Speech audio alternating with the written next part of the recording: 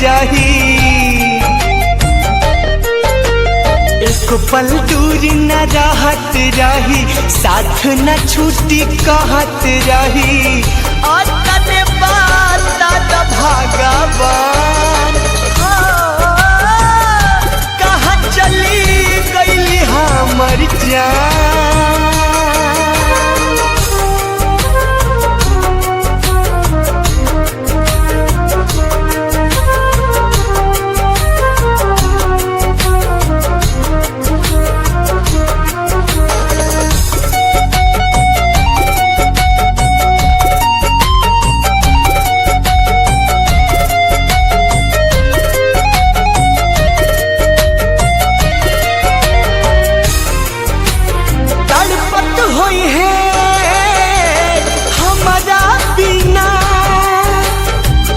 गिरत होई आँखिया से पानी,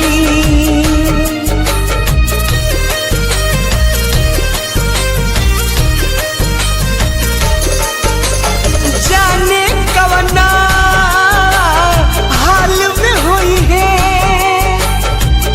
यह सोची बढ़े परेशानी, ना मिली है तो जी ना पाई, उनका बिना हम मर जाई। सारा